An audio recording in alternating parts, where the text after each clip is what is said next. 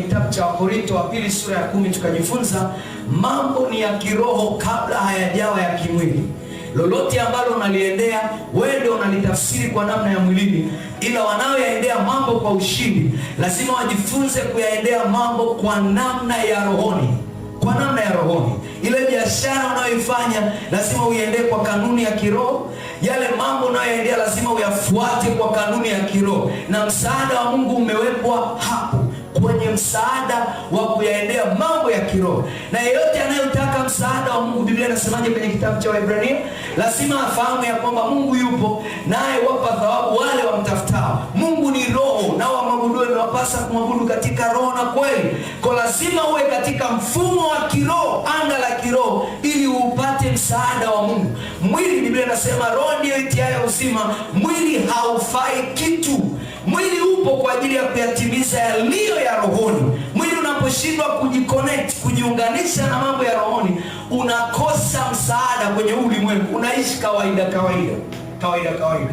Kwa moja, lazima uyaendee mambo yoyote yanayokuja kwenye maisha yako kwa lugha na tafsiri ya rohoni. Vita yoyote unayoiona inakuandama, kabla haijawa vita inayoonekana, lazima iwe vita isiyoonekana. Mambo yanatengenezwa rohoni. Wewe unaweza ukaona unaweka fedha, unafanya biashara, unajishughulisha, unasoma, mambo hayaendi. Wewe unatafsiri mambo hayaendi na unawachukia watu kwa sababu ya mambo yasivyo. Rudi magotini. Mambo yanatengenezwa kwenye ulimwengu wa roho. Hao unaowaita wateja unadhani wanatengenezwa kwa kuweka speaker za muziki, kuwaita na kuachilia mapango jaza Luka usio. Kuna watu wamejaza maduka kwa mikopo na wateja waingii kwenye miguu ya duka lao. Sababu hata huko wateja kuja ni kwa lugha ya rohoni unawaita. Huwaiti mwilini, huwaiti tu karibu njoo. Unawaita kwa namna ya roho. Na anayejua hayo ana uwezo wa kuwatafuta wala soko zima. Ama ni wa Mungu ama sio Mungu. Ana uwezo.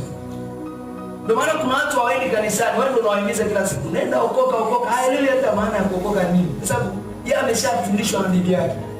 Ashafundishwa na mtu fulani namna ya kuchukua wateja. Anafikia tufugu pale la nyama fulani kwenye mlango. Wateja tu wanamiminika.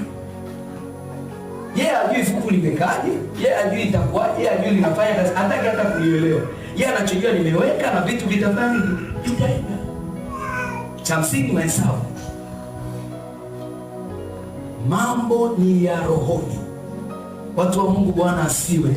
Punguza pressure ya mwilini. Mwambie mwenzako punguza pressure ya mwilini. Punguza pressure ya mwilini.